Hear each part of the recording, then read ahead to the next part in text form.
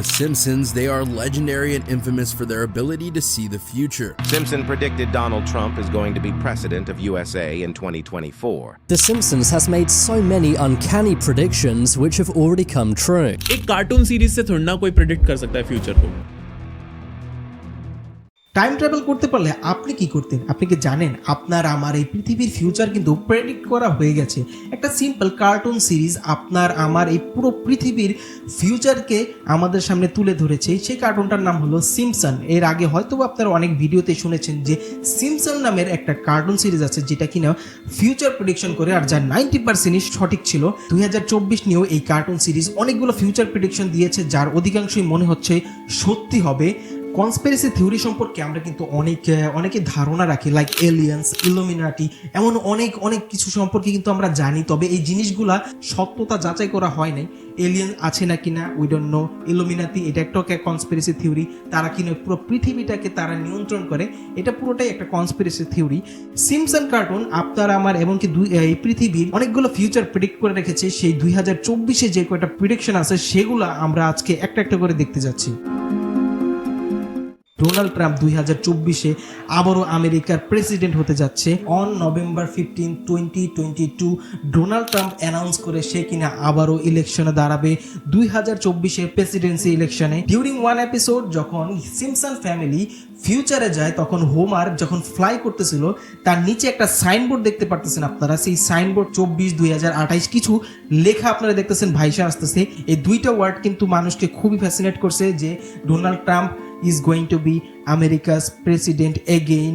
Even first time যখন Donald Trump president হয় সেই ফিউচার প্রেডিকশনও কিন্তু সিম্পসন কার্টুনে দেওয়া হয়েছিল, যেটা কিনা আমি দেখার পরে পুরাই আমি চমকে গেছি যে অ্যাকচুয়ালি এতটা অ্যাকুরেট কিভাবে সে প্রেডিকশনগুলো দিতেছে। আমার মনে হচ্ছে কি জানেন, ফিউচার থেকে কোনো একটা লোক আমাদের এই সময় আসছে, একটা কার্টুন সিরিজ বানাইছে এবং সেই কার্টুন সিরিজের মাধ্যমে সে আমাদেরকে ফিউচার যে ইভেন্টগুলো আছে যেটার কারণে কিন্তু মানব সভ্যতার পুরো ফিউচার চেঞ্জ হয়ে গেছে সেইগুলা আমাদেরকে ইঙ্গিত করে দেখাই দিতেছে যে this is going to happen.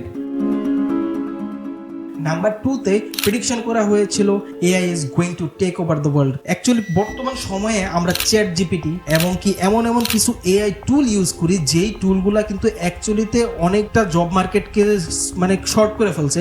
আমি কিন্তু ডেইলি লাইফে চ্যাট জিপিটি ইউজ করি, আপনি করেন নাকি জানি না, তবে আমি কিন্তু আমার ডেইলি লাইফে চ্যাট জিপিটি আমি প্রচুর ইউজ করি। প্যাসেজ প্যারাগ্রাফ কোনো কিছু কন্টেন্ট লিখতে হয় আমি কিন্তু চ্যাট জিপিটিতে বলি, যাতে খুবই ইজিলি, খুবই সহজভাবে এবং খুবই অ্যাকুরেটভাবে চ্যাট জিপিটি সেটাকে আমার জন্য লিখে দিতে পারে। 2012 সালে সিম্পসনের একটা এপিসোডে দেখানো যায় যে Homer lost his job because of AI robots. মানে এআই রোবটস পুরো হিউম্যান সিভিলাইজেশনকে টেক ওভার করে ফেলছে।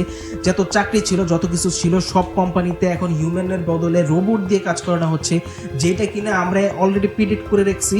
লাইক আপনারা যদি ইলন মাস্ক সম্পর্কে জেনে থাকেন যে ইলন মাস্কের ইন্টারভিউগুলো ফলো করেন, ইলন মাস্ক কিন্তু আমাদেরকে ওয়ার্ন করছিল যে এআই কিন্তু খুবই ভয়ানক একটা জিনিস, যদি এআই হিউম্যানের কন্ট্রোলের বাইরে চলে যায় মাস ডিস্ট্রাকশন ইজ পসিবল।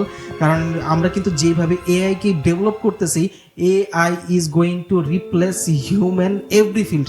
যেই কটা ফিল্ড আছে সবগুলা ফিল্ডে আমরা কিন্তু এখন রোবট ইউজ করব। লাইক একটা কোম্পানিতে কিন্তু এখন মানুষের বদলে রোবট ইউজ করা হবে যাতে কিনা খুবই ফাস্ট প্রোডাকশন করা যায়। অলরেডি কিন্তু বর্তমানে অনেকগুলো রেস্টুরেন্ট আছে জাপানে যেখানে কিনা রোবট দিয়ে সার্ভ করা হয়। Even taxi drivers are replaced by AI robots, or you can say AI powered cars like Tesla. আপনারা যারা টেসলা সম্পর্কে জানেন তারা কিন্তু জানেন যে টেসলা কিন্তু সেলফ ড্রাইভ করতে পারে কোনো হিউম্যান ছাড়া। আর ভবিষ্যতে এমন প্রেডিকশন করা হয়েছে যে মানে অটোমেটেড কার, এআই কার যেটা আছে তারা কিন্তু নিজেরাই বিভিন্ন গন্তব্যে চলবে এবং ট্যাক্সি ড্রাইভারের দরকারই পড়বে না তখন। ওয়ার্ল্ড ওয়ার 3 কিন্তু খুবই ফ্যাসিনেটিং একটা জিনিস। আমরা কিন্তু অলরেডি ওয়ার্ল্ড ওয়ার 3 বিগিনিং এর পর্যায়ে আছি। Like Russia Ukraine war, Palestine ইসরায়েলের ওয়ার দেখতেছেন আপনারা। এটা কিন্তু বলতে পারেন ওয়ার্ল্ড ওয়ার 3 একদম প্রথম যে পর্যায়টা আছে সেটা। ইউএসএ চায়নার ভিতরে কিন্তু খুবই টেনশনের একটা মহল চলতেছে। প্রত্যেকটা দেশ তাদের নিউক্লিয়ার যে পাওয়ার আছে, ক্যাপাবিলিটি বাড়াইতেছে। ধরা হয় এমন ধরা যে world war 3 is going to be a nuclear war between powerful রাষ্ট্র আছে সেগুলোর মধ্যে।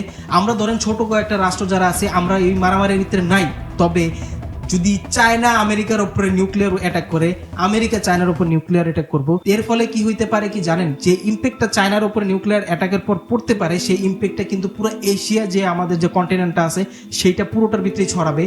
মানে কি বলবো, একদম হিউম্যান সিভিলাইজেশনের শেষ পর্যায়ে হতে পারে একমাত্র এই নিউক্লিয়ার ওয়ার। 1987 একটা এপিসোড এয়ার করা হয় সিম্পসন কার্টুনের, যেটাতে কিনা ওয়ার্ল্ড ওয়ার 3 কথা বলা হয়েছিল যে পৃথিবীর সবচেয়ে পাওয়ারফুল যে দেশগুলো আছে সেগুলো নিজেদের মধ্যে নিউক্লিয়ার ওয়ার শুরু করে দিছে, পুরো হিউম্যান সিভিলাইজেশন পুরাই ধ্বংসের পথে।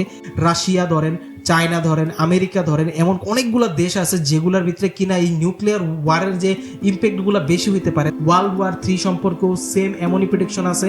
অলরেডি সবাই যে যার মতো প্রিকশন নিয়ে রাখছে। Number 4, কলোনাইজিং Mars. মার্স মানে মঙ্গল গ্রহে মানুষজনের যে বসবাসের যে কনসেপ্টটা, এটা কিন্তু আমাদের কাছে ধরেন 5 বছর, 6 বছর, 10 বছরের মধ্যে কিন্তু আমরা এই সম্পর্কে এতটা জানতে পারছি। লাইক ইলন মাস্কের জন্য, ইলন মাস্ক কিন্তু খুবই অ্যাম্বিশিয়াস যে 2050-এর মধ্যে সে প্রায় 1 মিলিয়ন লোককে কলোনাইজ করাবে। অ্যান্ড সবচেয়ে আশ্চর্য বিষয় হলো এটা 2015 সালে সিম্পসনে একটা এপিসোড এয়ার হয়েছিল। এপিসোডের শেষ দিকে আপনারা দেখতে পারবেন যে মার্সে কলোনাইজেশন দেখানো হচ্ছে। ডেটটা আপনারা খেয়াল করেন, 2051 মানে 2051 সালের ভিতরে, মানে হিউম্যান মার্সে অলরেডি সিভিলাইজড হয়ে গেছে, তারা সেখানে বাস করতেছে। আর আপনারা যদি কিছু রিপোর্ট ঘাটেন তারা দেখতে পারবেন যে ইলন মাস্কের যে প্রেডিকশনটা আছে, মানে পসিবল প্রেডিকশন যেটা 2050-র মধ্যে সে কিনা, তার প্রেডিকশন 2050-র মধ্যে সে প্রায় 1 মিলিয়ন লোককে মার্সে কলোনাইজ করাবে। এবং সেই সম্পর্কে অনেক তামঝাম শুরু হয়ে গেছে। আপনারা যারা নেট ঘাটাঘাটি করেন তারা খুব ভালো মতো দেখবেন যে তার স্পেস এক্স যে কোম্পানিটা আছে সেটা কিন্তু রিইউজেবল রকেট লঞ্চ করতেছে। একের পর এক মনে করেন র্যাপ্টর ইঞ্জিন ইউজ করা হইতেছে, ইনভেন্ট করা হইতেছে, যাতে কিনা খুবই লং, মানে পৃথিবী থেকে মার্সের যে দূরত্বটা আছে সেটা কিন্তু খুবই ইজিলি যাতে পার করা যায়, বিভিন্ন জিনিস পাঠানো যায়, যাতে কিনা খুব সহজেই হিউম্যান সিভিলাইজেশন সেখানে বসানো সম্ভব হয়। নাম্বার 5, সিম্পসন কার্টুন সিরিজের সবচেয়ে ভয়ানক প্রেডিকশন ছিল 2024 সালের ওয়ার্ল্ড ইকোনমিক কোলাপস, মানে পৃথিবীর যে অর্থনৈতিক ব্যবস্থা আছে সেটা প্রায় ধ্বংস হয়ে যাবে। 2020 সালে ব্যাক টু দ্য ফিউচার নামের এই এপিসোডটার ভিতরে দেখানো হয় যে 2024-এ পৃথিবীর অর্থনৈতিক যে ব্যবস্থাটা আছে সেটা কোলাপস করবে ডোনাল্ড ট্রাম্পের প্রেসিডেন্সির সময়। দেখতে পাচ্ছেন এক একটা কিন্তু একটা ভিতরে কিভাবে কানেকশন। 2024-এ কিন্তু ডোনাল্ড ট্রাম্প প্রেসিডেন্ট হতে যাচ্ছে এবং তার প্রেসিডেন্সির সময় কিন্তু যে অর্থনৈতিক ব্যবস্থাটা আছে পৃথিবীর সেটা কলাপস করতে যাচ্ছে। আমার তো মনে হচ্ছে সবকিছু একটার সাথে মানে ইন্টারকানেক্টেড একদম। আপনারা যারা সিম্পসন কার্টুন দেখেন বা এটা ভিডিওটা দেখার পর আপনার যদি মনে হয় যে কার্টুন সিরিজটা দেখা উচিত, আমি কিন্তু অনেকদিন যাবত এই কার্টুন সিরিজটা নিয়ে অ্যানালাইজ করতেছি। আমি খুবই প্রত্যেকটা এপিসোড খুবই ভালোভাবে দেখি যে কোনো জায়গায় কোনো ফিউচার ইঙ্গিত, কোনো ফিউচার প্রেডিকশনের ইঙ্গিত দেওয়া আছে না কিনা। আপনারা যারা চান অবশ্যই কিন্তু আপনারা সার্চ করে ইউটিউবে দেখতে পারেন। অনেক এপিসোডই ইউটিউবে অ্যাভেলেবেল আছে, সবগুলো এপিসোড নাই, কারণ অনেকগুলো এপিসোড তারা কিন্তু মানে সরায় ফেলা হয়েছে যাতে ফিউচার প্রেডিকশন এই টাইপের কিছু না হয়। কিন্তু অনেকগুলো ভিডিও আপনারা এখনও খুঁজলে পেয়ে যাবেন, যেই কটার আমি রেফারেন্স দিলাম সেগুলা। আপনার কি মনে হয় যে কার্টুন সিরিজে যে প্রেডিকশনগুলো হয়েছে সেটাকে 2024-এ সত্যি হবে নাকি না? আমার যেটা মনে হয় সিম্পসন কার্টুনের যে আগের প্রেডিকশনগুলো ছিল, লাইক প্যান্ডামিক, ডোনাল্ড ট্রাম্পের প্রথমবার প্রেসিডেন্ট হওয়া, ওয়ার্ল্ড ওয়ার 2, এমন অনেক কিছুই কিন্তু সত্যি হয়েছে। আর সিম্পসন হলো পৃথিবীর সবচেয়ে লংগেস্ট রানিং শো, মানে ধরেন যে 50, 80, 100 বছরের একটা পুরো সিরিজ, যেটাতে কিনা 5 থেকে 10 বছর আগে আপনার ফিউচারের যে ইভেন্টগুলো আছে সেই ইভেন্টগুলোর ম্যাক্সিমাম আপনাকে মানে প্রিডিক্ট করে দিতেছে। আমার তো খুবই ফ্যাসিনেটিং লাগে সেই জিনিসগুলো। অবশ্যই কমেন্ট সেকশনে আপনারা জানাবেন যে এই টাইপের এক্সপেরিমেন্টাল ভিডিওগুলোকে আমি আরও বানাবো না কিনা। কেমন লাগলো ভিডিওটা অবশ্যই নিচে কমেন্ট করে দেবেন। এটা মানে রিয়েকশন ভিডিওর পাশাপাশি আমার যেহেতু সায়েন্সের উপর একটু আকর্ষণ অনেক বেশি, আমি সায়েন্স লাভার বলতে পারেন আপনারা, ফিউচার টেকনোলজি সম্পর্কে অনেক ঘাটাঘাটি করি, তো আমি এই সম্পর্কে একটু জ্ঞান রাখি দেখে আপনাদের সাথেও শেয়ার করলাম। যদি চান এই এপিসোডের আমি সেকেন্ড পার্ট আনি, যে 2024-এ আরও অনেকগুলো প্রেডিকশন আছে, ভিডিও অনেক লম্বা হয়ে যাবে, এই কারণে আমি সবগুলো একটার ভিতরে বলি না, মেজর যে কটা আছে সেই কটা বলছি, সেগুলো আমি পার্ট 2-তে কভার করে দেবো। অবশ্যই আপনারা লাইক করবেন, আমি গোল রাখতেছি 100 লাইকের যান। আপনারা যদি 100 লাইক করে দেন, আর 100 লাইক করে দেন আপনারা যান, তারপরে আমি সেকেন্ড পার্টটারে আপলোড করে দেবো। সেকেন্ড পার্টটা আপলোড করবো যেখানে কিনা আরও কিছু ফিউচার ইভেন্ট আপনাদেরকে আমি ডিসক্রাইব করবো যে কী কী হতে যাচ্ছে। সো ভিডিও যদি ভালো লেগে থাকে অবশ্যই লাইক, শেয়ার অ্যান্ড বন্ধুদের সাথে শেয়ার মাস্ট করবেন। Subscribe this channel and good bye.